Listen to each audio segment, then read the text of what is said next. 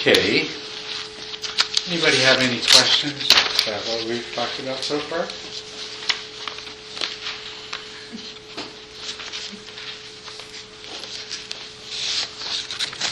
Okay, the last little comment on this section. Oh, yeah. I did have one question. Good. It came up earlier, and it kind of you went into it later as well. But talking about these different expressions of enlightenment, or the way people act out their lives afterwards differently, and what I'm used to is not the hermit. You hear more about the bodhisattva, who is driven purely by this sense of unlimited compassion and trying to bring all other sentient beings to the same point they've reached. Yes. And almost like that's the only thing that motivates them. So I'm wondering with these, like the crusty guys in the caves, what actually gets them moving? Because you would assume that there'd be nothing left to motivate. Mm-hmm. So what would keep them going? Are they trying to attain deeper insights for themselves? The question is, what keeps the crusty guys crusty? What keeps the crusty guys going? What keeps the crusty guys going? That is a very good question. Actually, it's a question that a couple of other people asked me about on the break. Let me tell you a little interesting thing about that. I'll jump ahead and I'll read you a little quote on page, let's see.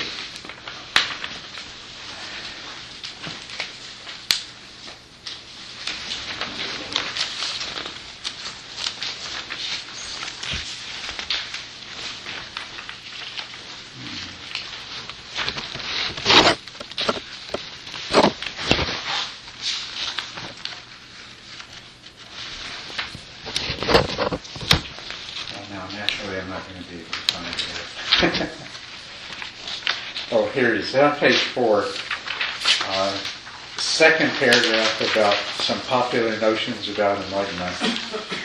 And so we will be talking more about this. But all such expectations are doomed. As William Hamilton said, I haven't met an arhat who wasn't a unique caricature of the personality he was before enlightenment. And as Sayadaw U Pandita once said, because of habit patterns, it's possible for an arhat to be obnoxious. However, the difference with arhats is that if it is pointed out to them that they are obnoxious, they are capable of reflecting on situations and changing their behavior. Now, that's arhats. That's the highest level of enlightenment. There was an interesting study done by Engler and Brown back in the 70s. That they had people at several different stages of enlightenment, as judged by their teachers and their peers, and they did a variety of personality evaluations on them. They were looking to see if there were any particular patterns that were associated with. They weren't only looking at stages of insight, or at stages of enlightenment, they were also looking at stages of insight preceding enlightenment. So it was a pretty good study. But what they found is that in sort of the middle stages of enlightenment, that the personality characteristics were quite exaggerated. So whatever personality characteristics a person had before would tend to become exaggerated. What they found that was really interesting with the arhats. Now, this quote I just read you from William Hamilton says arhats are a caricature of the personality that they had before, but they're not really the crusty, obnoxious ones, because they may have some. As a caricature of the personality they were before, they may come across as being, gruff and or these kinds of characteristics. But underlying that, their greatest desire is to teach and to help other people. And this is what Engler and Brown found, is that in the Asian Arhat that they were interviewing, they gave him a series of Rorschach ink blots, which was a part of their investigation they did, and he turned the whole series of ink blots into a teaching. And they said it was incredible. They never imagined that anybody could do that. But he turned a series of ink blots, and the interpretation of it was just this wonderful teaching. And they found something similar with a shaman that was hugely admired and taken to be a very, very holy man. That when they interviewed him and they did these tests, everything they did, he would turn it into a teaching and a guidance for them. And so I think this is a difference that you get with it. In the intermediate stages of enlightenment, the person still has, they still have some degree of attachment, some degree of sense of self, some degree of desire and aversion, depending on the stage that you're at, which is what we're going to be talking about next. And their personality characteristics tend to come out even more strongly. So, somebody who was an aloof, impatient, maybe a little bit misanthropic to begin with, they may make a lot of wonderful changes in themselves and achieve the first or the second stage of enlightenment, but they still have these characteristics, and they may become very exaggerated. And so they may be the ones that, sit in a cave and they don't want anybody to come around. I don't know. I'd have to go to a tour of the Himalayas and check in on the caves to validate this. But that's my guess, is that I've been having a wonderful time on and off this last couple of years studying enlightenment and all of the things that's written about enlightened beings. And this picture is emerging, that fits with this, that in the middle stages, that this is where you might get some of this. Like one of Jack Kornfield's teachers, there was an article that Jack Kornfield wrote for, I can't remember the name of it now. That happens to me sometimes. Does anybody know that newspaper format journal that they... What's that? Spirit Rock? It was... Tricycle? Tricycle is a glossy magazine. This looks like a newspaper. It comes out quarterly or twice a year. Oh, the insight. Meditation, right? Yeah. Yeah. Well, anyway, he wrote an article in there once talking about his different teachers, and he talked about this one teacher who, shouted at people and smoked cigars and kicked the cat and all that sort of stuff. Well, this doesn't sound like your idea of an enlightened person. But nobody said he was an arhat. But he was a teacher in the Mahasi tradition, and in that tradition, you're not allowed to become, or you're not formally recognized as a teacher until you've attained the second level of enlightenment. So I take him to be an example of that. He was at maybe the second level of enlightenment, qualified as a teacher, but definitely not an arhat. So some of these personality characteristics that he had would still manifest. But that's about as good an answer as I can give you to that one.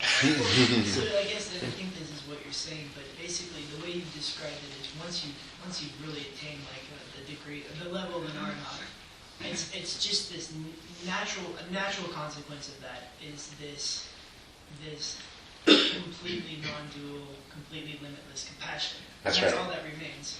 That's right. So yeah. any of these guys that are choosing to go into seclusion are not likely fully realized. That's right. They're still working on becoming realized. Once they become realized, then of course their ability, they're realized, they're not fully realized. But no matter what stage that somebody is at in enlightenment, but including as an arhat, their ability to teach is going to be still dependent upon, their innate abilities, their personality characteristics, their own training and things like that. I could see that some arhats might feel that they are not capable of teaching or not know how to teach, but I can't imagine an arhat whose primary motivation wouldn't be to help other beings in whatever way they could, even if they didn't feel like they were competent to teach, even if they couldn't turn a series of Rorschachs into teaching, they would still want to help and guide others. The fact that somebody wants to stay in a cave by themselves means that they're still working. They've still got work to do. Not there yet. Yes, that's the way that I felt when I came to Arizona. Is that I wasn't interested in teaching or having anybody else around or anything else. I just wanted to hide out in my mountains and do my own thing. I had work to do.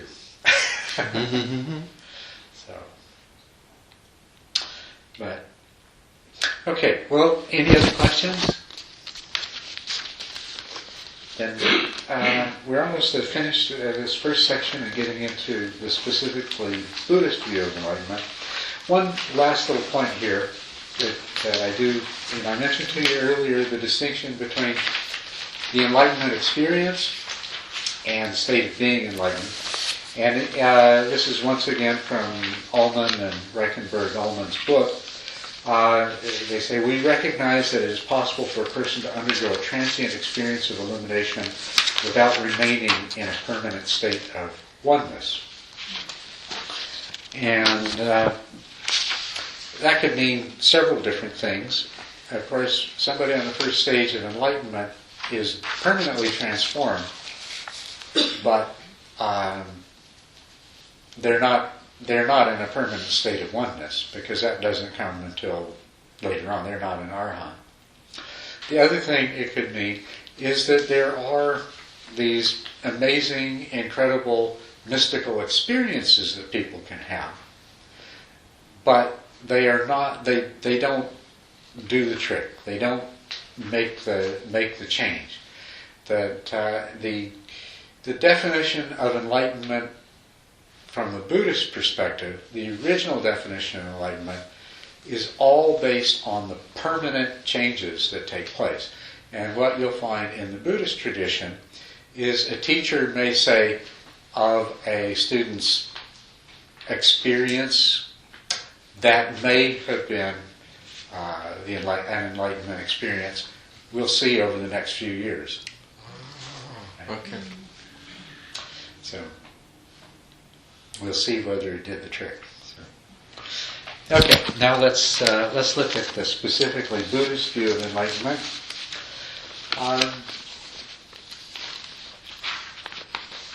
In the sutras, we find the Buddha speaking very clearly that what he teaches is suffering and the end of suffering. And he very consistently throughout always brought everything back to this same defining characteristic, the end of suffering, in terms of the purpose of the teaching, why you came to the teaching, what it was meant to accomplish, and so forth. But, of course, in the teaching it's made very clear that the cause of suffering is craving in the form of desire and aversion. And it's also made very, very clear that the only way suffering can be completely overcome is if craving is completely and permanently extinguished. And it's also made very, very clear that craving cannot be permanently extinguished until ignorance has been destroyed. And what's meant by ignorance here specifically is ignorance as to the true nature of reality, the true nature of self. Or we might say ignorance refers to the delusion that we have of being a separate self-existent self in a world of self-existent objects. And so, although the Buddha always defined the goal of the path in terms of the end of suffering, it takes only the most cursory examination of the teaching to realize you can't have suffering without the end of craving, and you can't have the end of craving without the destruction of ignorance. So all of that follows automatically from it. So therefore, on the basis of the original teachings of the Buddha in the sutras, we can expect an enlightened person to be, number one, free from suffering, of course. Number two, free from the compulsions of desire and aversion that cause suffering. 3, free from ignorance and attachment to phenomena as relatively enduring and independently existent. And to understand that attachment to phenomena inevitably leads to dissatisfaction and suffering. And 4, to be free from ignorance and attachment to the personal self as an independent, self-existent entity, whether permanently abiding or subject to annihilation, and to understand that attachment to self inevitably leads to dissatisfaction and suffering. So this is kind of a logical conclusion, a simple, concise statement of the definition of what it means to be enlightened from the information that's provided in the sutras. In that last one, they reference to the self as an independent, self-existent entity, whether permanently abiding or subject to annihilation. These were the two views that were predominant at the time of the Buddha. One was that this self or soul or Atman was permanent, and that it would be reincarnated in a new body, like taking off a suit of clothes and putting on a new suit of clothes over and over again. And of course, within the Brahmanic, with the Vedantic development of the Brahmanic culture, the goal was to achieve the escape from the cycle of continual reincarnation by the Atman achieving union with Brahman, which I talked about before. That is within the Vedantic system, that is the Enlightenment. But in terms of views of the self, the Buddha did not accept the Atman view of a permanent abiding self. And the other predominant view that competed with that at the time was the materialist, who also believed that you had a self, but that it was annihilated at death. Although there were some that believed that it might go on for a few 100,000 lifetimes, but it was subject to annihilation and destruction. So the Buddha refuted those and said that those of you who say the self is eternal, you're wrong. Those of you who say the self is annihilated, you're wrong. Not because there isn't any self. So that's the Buddhist definition of enlightenment. Free from suffering, free from compulsions of desire or aversion, free from ignorance and attachment to phenomena as being self-existently, as independently self-existent, and free from ignorance and attachment to the personal self as being an independent, self-existent entity. Is that clear? Yeah. How does that fit in with everything else we've talked about tonight? Perfectly. It actually does. It is the Buddhist. It's the Buddhist take on it, but it is completely consistent with the descriptions of enlightenment that come from other traditions as well. Yeah. So absolutely. So there's not really that. We're not really talking about something very different. But one of the things that is very different, and I don't know of any other tradition that does this, is the Buddhist tradition recognizes that enlightenment is not an all or nothing thing. That it happens by stages. Now, within Buddhism, there are some schools that subscribe to sudden enlightenment. And they're a little bit difficult to untangle when you look at them. For some of them, their sudden enlightenment doesn't turn out to be much different than this enlightenment by stages, which is called the gradual enlightenment. But I think one of the tremendous values in Buddhism is that everything is systematized, it is broken down, and it's analyzed, and there's clear-cut procedures and steps and paths to follow and so forth. And that's true of all of the training that takes place in meditation as part of the path to enlightenment. But it's true of enlightenment itself. The 4 stages, they're given at the bottom of this page here. The first stage of enlightenment is called the stream enterer. You know, the arhat is the stream, is the person who's crossed to the other side. But the first stage is the stream enterer. Another meaning of stream enterer is that once you've entered the stream, you're carried by the power of the stream after that. And so once the person has entered the stream, their complete enlightenment, their attainment of the 4th stage is guaranteed. Mm-hmm. There's no falling back. The stream enterer is also known as the 7 times returner. And the stages that follow that, the next stage is called the once returner.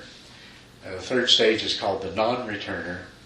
And then the 4th stage is called the arhat. And what this returner business is all about? Well, the traditional, remember the Buddha was teaching at a time when everybody took it for granted that we're either dying or reincarnated. This was the Brahmanical tradition going back thousands of years. And so what the 7 times returner means is that somebody who has become a stream entrant would be reborn at most 7 times before they become an arhat. And so the once returner, if you've achieved that stage, then you would be reborn at most once. The 3rd stage is called the non-returner. And if you don't become an arhat in that lifetime, then the non-returner is not reborn in the sense realm, in the human realm. But rather they are reborn in a special, much higher realm, a Deva realm. And they achieve complete enlightenment in that realm. And then an arhat is somebody who has achieved full and complete enlightenment. Now there's another way of interpreting this, which is more consistent with the Buddha's teaching of no self, which is that, and it also is consistent with what is involved in these paths and what we find there. A person who is a stream entrant is still capable of being caught up in the world of appearances. Not for very long, and won't become too deeply immersed in it, because has achieved a level of knowledge that once his loss of perspective causes a certain amount of suffering to develop, or once the loss of perspective has caused him to behave in such a way that he started to cause visible harm to others around him, he will reawaken to the truth that he knows and will make amends. So the idea is that for somebody who's a stream entrant, this could happen a number of times. Not a tremendous number of times, not dozens of times or hundreds of times, but a few times, like up to 7, say. With the second path, this person has made some great progress. They are, well, let me go back to the first one and give you an analogy here, because I'm going to use it in describing the second path. In the stream infant, the first path attainment, this could be likened to a person who's having a bad dream, and they wake up and it was just a dream. But they don't get out of bed. They don't stay awake. They doze off again, and the bad dream might start up again.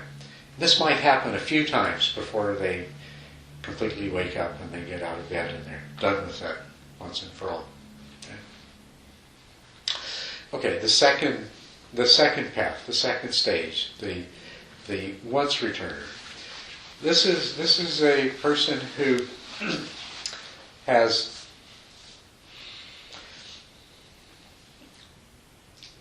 they are still subject to desire and aversion, but greatly weakened, greatly attenuated, not nearly as much so as before.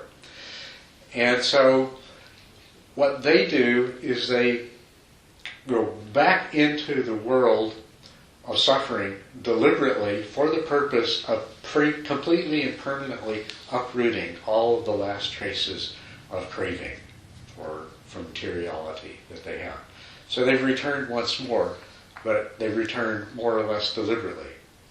Or this might be likened to somebody who's in the middle of a bad dream, wakes up, realizes that was just a dream, and then is able as a lucid dreamer to go back into the dream and change the way that they respond to the situation. Right? And then the third stage is the non-returner. The non-returner has overcome all craving, all desire and aversion, has no need to, actually no possibility of being caught up in the world of suffering in the sense realm ever again. The work that they have to do is of a different sort. And then the arhat is the completely awakened one. So that's the Buddhist, specifically Buddhist version of enlightenment. Very, very similar to the general one description that we find across different cultures, but far more systematic, and especially the emphasis on stages, different stages of enlightenment, and that it doesn't happen all at once. Also, as we'll look at in more detail as we go into this, there's the very systematic training and preparation. So, anybody have any questions about that?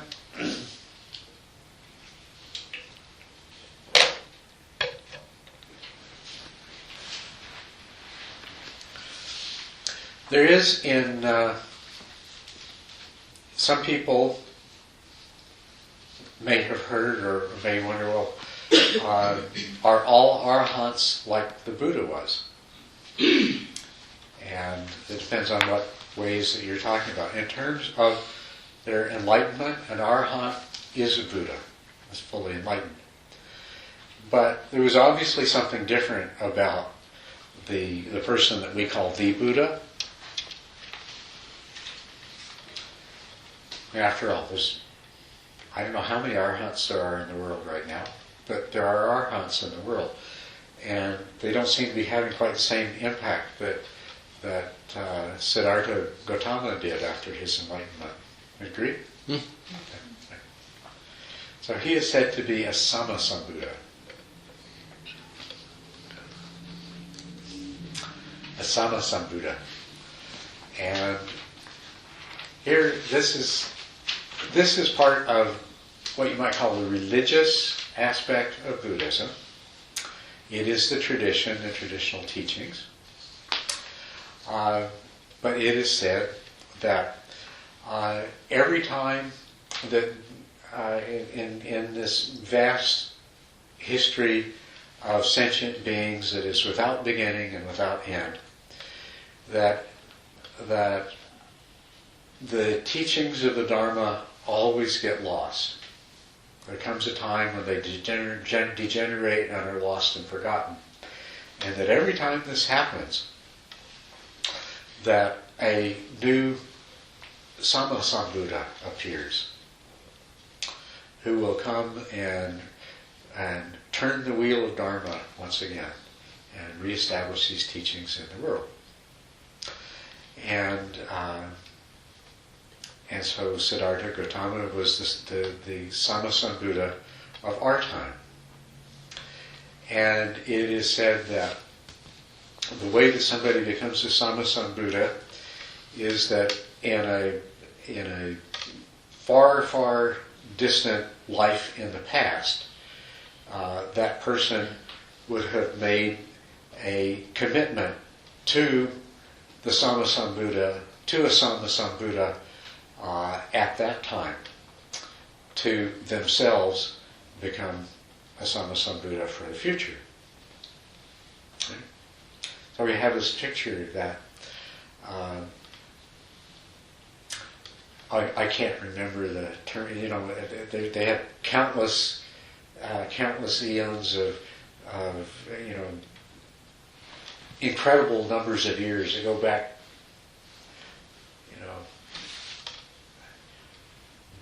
beyond fathoming, and all of these lifetimes. And somewhere in that process, the person who became our Buddha made the commitment to another Buddha at another time, and then spent all of these lifetimes in between perfecting himself, perfecting his merit, so that when he was born in that final lifetime and became himself enlightened, he would have the power to re-establish the Dharma in the world and to teach huge numbers of people. And so that's the explanation for the difference between the Buddha and other arhats, is that he has all these uncountable lifetimes dedicated to perfecting himself, practicing the perfections and perfecting himself. Incarnate? In incarnations, yes. Right. But Yeah. I'm just going to say, but if there's no self, then then nothing. Right. Okay. Yeah. That's why I said it belongs to the religious side of Okay. Buddhism. Yeah. Yes. You said at another time that Buddha never talked about incarnation, but rebirth, and that incarnation, how we understand it, is not how he sees it, but here is the word again. So I'm a little confused with that. What do you mean by it? Okay, what he did is he redefined reincarnation, and because the notion of reincarnation is based on the idea that the self we think we are is substantial and permanent. And he said that he speaks of rebirth and what is reborn. What is reborn is the karma that a person has accumulated. Okay, and so there are there are different levels of teaching in the scholastic analysis of Asian Buddhism. There's a distinction between two levels of Buddhism. They actually overlap. They're not really distinct. One is referred to as village Buddhism or lay Buddhism, or as religious Buddhism. Okay, and the other is referred to as virtuoso Buddhism. And virtuoso Buddhism really has two divisions within it. I mean, this is a scholastic analysis of Buddhism as an entity in the world. Virtuoso Buddhism is seen as having two divisions: a scholastic division, which are all those that carefully analyze and scrutinize the doctrine and make everything add up and everything like that, make sense of it. And then the contemplative division of virtuoso Buddhism, who says, I don't need your analysis, I'm going to sit down, fold my legs in my hands, close my eyes, and find out for myself. Okay?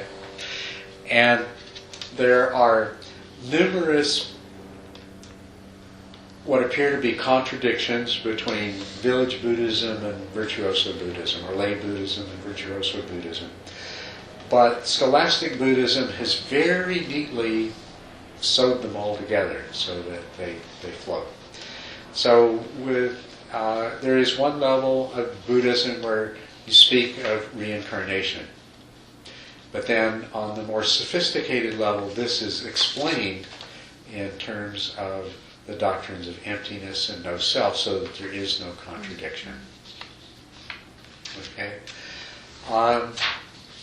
You can't explain to large numbers of people who are not going to put the time and the effort and perhaps lack the educational background and the intellectual ability, these very, very subtle interpretations.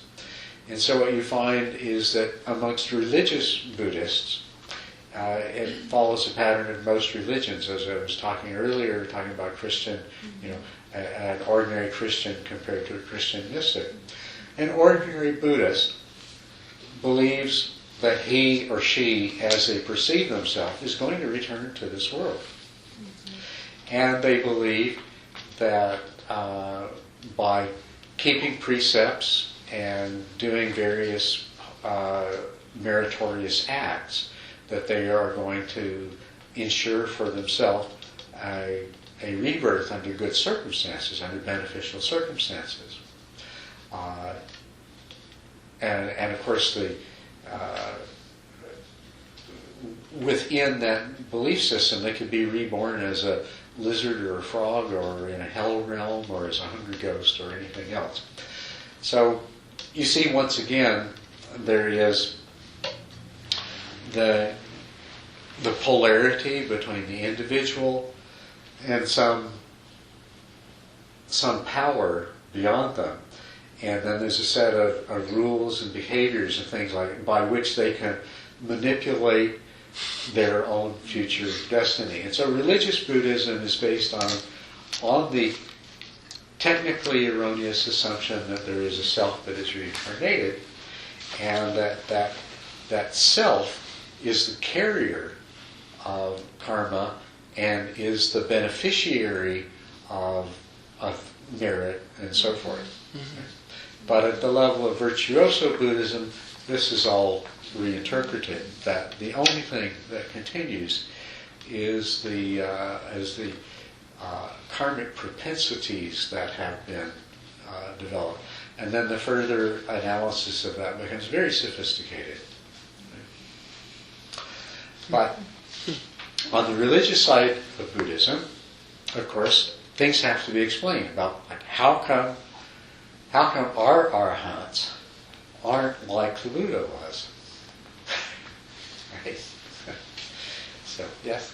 I find all of that very problematic in It Buddhism as well as other religions in the religious side, because, if the virtuoso side of Buddhism tolerates this other kind of religious Buddhism, it's tolerating a lie, isn't it?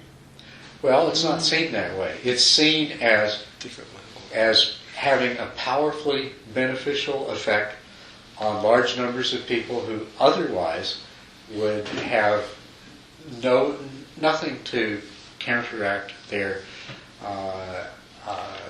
unwholesome predispositions. It brings a morality, it brings an order. Not only that, it creates the opportunity for some of them to decide to go into it more deeply, or to take robes and go into the monasteries. So it's not seen at all as spreading a lie. It's rather seen as presenting truth in a form that can be understood by people of a lesser capacity. Okay. So, and that's a valid point of view. If there are those people who can't understand this other view, and that's what I mean by lesser capacity, then they're better off believing that if they keep precepts, and if they practice generosity, and if they, avoid harming others, and all of these other things, that they will be reborn in better circumstances. And at the same time, you can say to themselves, well, in a sense, since there is no self anyway, and since every action mental or physical, has consequences. And since those consequences will be realized in the future, that in that sense, there will be a future being who reaps the benefits of those actions. So, in that sense, strictly speaking, it's not a lie. It's not false. It's just it's just offering the truth to somebody in a form that they can understand more easily. So they may reach enlightenment in spite of their beliefs. Well, as a matter of fact, they can, yes. The beliefs are not... As a matter of fact, the only thing that's important in terms of enlightenment is that you are able to step outside of your beliefs long enough to become enlightened. And then after you're enlightened, you can go back to trying to interpret everything in terms of those beliefs again. And that's not a problem. If you're Teresa of Avila or John of the Cross, you interpret it in terms of Christianity. And if you're a Zen Roshi, you interpret it in terms of the belief system that you brought with you. And really, we say, you've got to remember, it's all empty. Our mind, it is really. I love that. It is. It really is empty. And that's not, and that's not an empty statement either. What do we mean by empty? We mean that these brains that we have, these minds we have, can only work by constructing things in a particular way. And there's nothing inherently more correct about one construction than another. I mean, there can be a greater or lesser degree of validity in some sense, but there can be equally valid constructions that seem to be totally different from each other. It really and truly is all empty underneath it all. Once you achieve enlightenment, Yes? once you have achieved enlightenment, what need would you have to go back to the particular religious construction of reality? To teach. Well,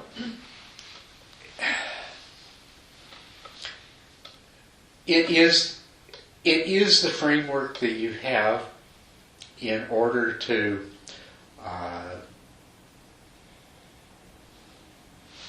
communicate with others. And what need would you have to find a different framework as long as you could do that? And if you become fully enlightened and your greatest wish is to help others to achieve what you have, then there's no reason to throw out the set of tools that you used. Rather, you will naturally want to use those and to show others how to use them in the same way. I mean, what you could do now in that regard, what you could do is say, well, this system, this philosophy, this theology, whatever it is that I learned, I can leave out the parts that are most useless, and I can maybe modify the ones that are more problematic. And we've seen this. We see this in the history of all religions, and we especially see it in Buddhism, because Buddhism, by and large, has been less rigidly bound, as it has taken on more and more of the accretions of religious form. It has been, it has still been a predominantly mystical tradition. And so you constantly have people becoming enlightened. And they become enlightened and they say, well, I have a whole lot better way to teach this, right? And as a result, you've had a lot of new sutras come up too. That say, here, I've got a better way of teaching this, and you have a new sutra that presents that better way of teaching it. So. And there's no pope. What's that? And there's no pope. That's right, there's no pope. I think that helps a lot. Is it a little bit like the Zen saying, before enlightenment you carry water and chop wood, and after enlightenment you carry Well, water certainly, and wood? yes. As far as having the same system that you started with, it's true. Before enlightenment, chop wood and carry water. I mean, that's referring to something else, but also true that, if this is the system that you spent the last 20 years or whoever knows training in, you're not going to throw it out and go shopping for a new one all over again. You're going to make use of it to continue your own path, and then when it's reached its fulfillment, to teach and to guide others and to help others. So in that regard, it is the same way. But what you'll see over and over again in Buddhism is it keeps being improved upon, changed, modified, added to, refined. And these refinements are being done by people who have achieved the final path. And they've looked, see, what is taught today, in the process of being taught, acquires this kind of conceptual baggage and distortion and cultural accretions.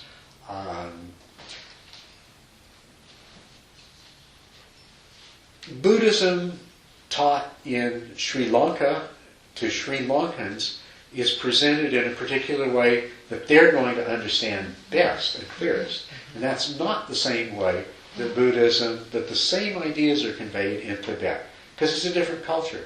So in Tibet it's taught in a different form, which Tibetans can understand and catch on to a lot more quickly than Sri Lankans could. And likewise in Thailand or China or Japan. Each culture provides its own context. And so the teaching has to change to be effective in the context. Over time, the teaching becomes distorted as a result of the context. Somebody else comes along and straightens it out again. Then it gets taken out of that cultural context into a completely new cultural context. And the teachings, two things happen. They don't work as well, so they get changed once again. But also, because they brought some stuff from this other culture, it got further distorted because it didn't make the same kind of sense. And so, on the one hand, you look at Buddhism and you say, what a mess. It is so confusing and contradictory. It's alive. It's a messy. That's alive. true. It is alive and it's organic. If it were just a set of teachings that, the Buddha said this and nobody's allowed to change a word of it and everything else. And there are traditions that try to make that happen too. That's another way it gets distorted. They call it the Bible. But as long as it's alive, as long as there are new Buddhas coming into the world, new arhats, new enlightened people teaching others, it's going to keep changing and taking new forms.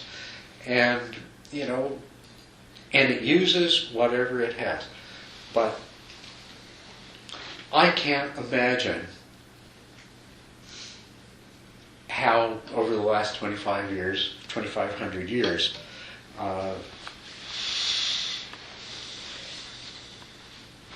that Buddhism could have remained established without offering people the idea of reincarnation and the ideas of accumulation of merit and superior rebirths and things like that.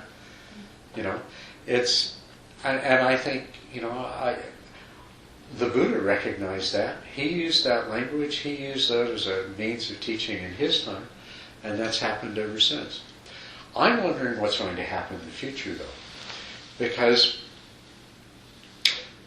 in Western society, we don't have a tradition of believing in reincarnation. In Western society, there is a very strong component who is more like the materialists, and they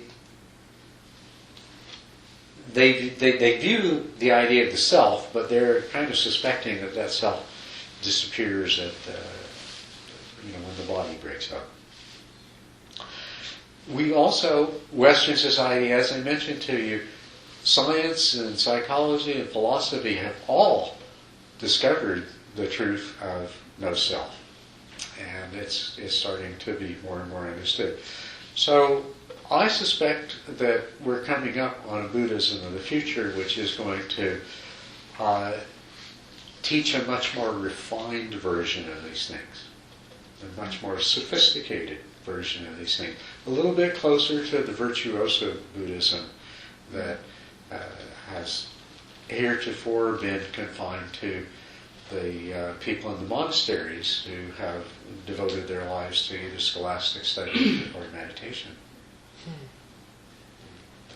And I'm very eager to see how that turns out. But I think that's, I think it has to happen. That's part of what I'm going to be hopefully talking with you about this weekend, is that